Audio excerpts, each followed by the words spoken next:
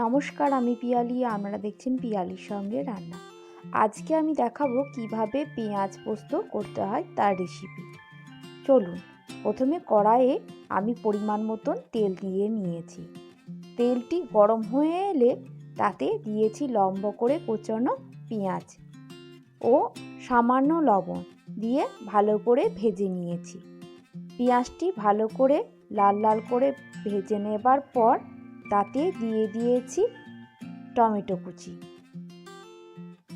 টমেটোগুলিকেও ভালো করে ভেজে নিচ্ছি।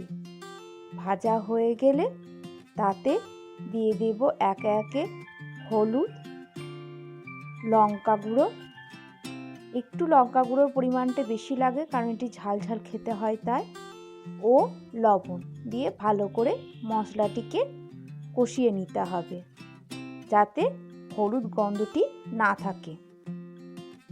টমেটোগুলিকে নরম করে নিতে হবে খুন্তির সাহায্যে। নরম হয়ে গেলে তাতে দিয়ে দেব আগে থেকে বেটে রাখা পোস্ত ও বাটিতে লেগে রাখা পোস্তটি ধুয়ে সেই জলটিও দিয়ে দিলাম। আর গোটা চারেক কাঁচা লঙ্কা দিয়ে ভালো করে নেড়ে নিতে হবে। হালকা করে নেড়ে নেবার পর সামান্য ফুটিয়ে নিতে হবে। দেখবেন যখন ভাজা ভাজা হয়ে গেছে তখন জানবেন এটি হয়ে গেছে। পোস্ত দেওয়ার পর বেশিক্ষণ ফোটাবেন না, আর ওপর থেকে অল্প সর্ষের তেল দিয়ে দেবেন ও একটু সামান্য ফুটতে দেবেন। ফোটানো হয়ে গেলে জানবেন আপনার পেঁয়াজ পোস্ত রেডি। গরম ভাতের সঙ্গে একবার অবশ্যই এটা একবার খেয়ে দেখবেন।